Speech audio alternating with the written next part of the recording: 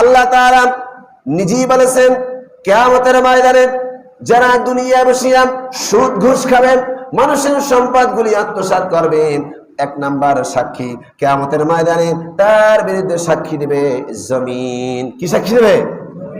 আল্লাহ তাআলা বলেন ইয়াউমাইযিন তুহাদ্দিসু আখবারাহা, দুনিয়ায় বসিয়া তুমি যে অবিচার করতেছো, মানুষের সম্পদগুলি আত্মসাৎ করতেছো, ঘুষ খাইতেছো, তুমি এটা মনে করিও না পৃথিবীর সমস্ত মানুষ যদি নাও দেখে, কিন্তু যে স্থানে বসিয়া, যেই জমিনের উপরে বসিয়া তুমি অন্যায় কাজ করতেছো, কিয়ামতের ময়দানে ওই জমিন আপনার বিরুদ্ধে সাক্ষী দিবে।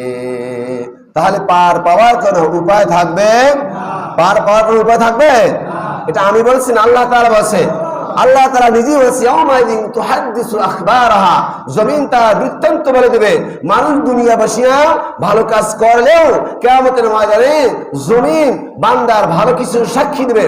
আর দুনিয়া বসিয়া বান্দা যদি তার উপরে বসিয়া তিনি যদি কোনো অবিচার করে, অন্যায় কাজ করেন, তাহলে জমিনও তার বিরুদ্ধে কি দেবে? সাক্ষী।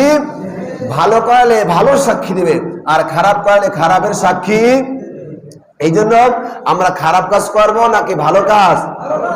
সবাই বলেন খারাপ না ভালো?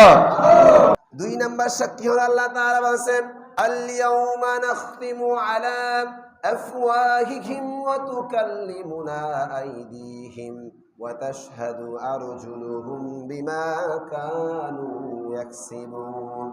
সূরা ইয়াসিন 65 নম্বর আয়াত।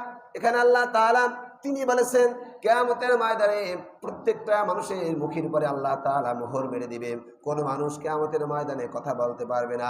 আল্লাহ তাআলা তার হাতের জবান খুলে দিবে, তার পায়ের জবান খুলে দিবে। আল্লাহ তাআলা এভাবে তার অঙ্গ প্রত্যঙ্গের জবানগুলি খুলে দিবে।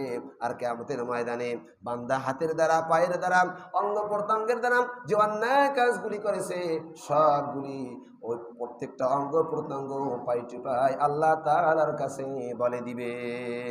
তাহলে পার পাওয়ার কোন উপায় আছে? উপায় নাই। তিন নাম্বার সাক্ষী, আমরা সবাই কিন্তু জানি আমাদের ডানে এবং আমাদের বামের কাঁধ, এই দুই কাঁধে দুইজন ফেরেশতা আছে কিরামান কাতিবিন, সম্মানিত লেখক বৃন্দ। একজন ভালো কিছু লেখে আর একজন খারাপ কিছু লেখে। আপনি যদি ভালো কাজ করেন, সেই ভালো কাজ করার দ্বারা যে সওয়াবগুলি হয় সেই সওয়াবগুলি ডান কাঁধের ফেরেশতা লেখে। আর আপনি যদি দুনিয়ায় বসিয়া খারাপ কোনো কাজ করেন, তাহলে আপনার বাম কাঁধে যে সম্মানিত ফেরেশতা আছে আপনার সেই খারাপ কাজকর্মগুলির যে গুনাহ হয়েছে সেই গুনাহগুলি লেখে। আল্লাহ তাআলা বলেন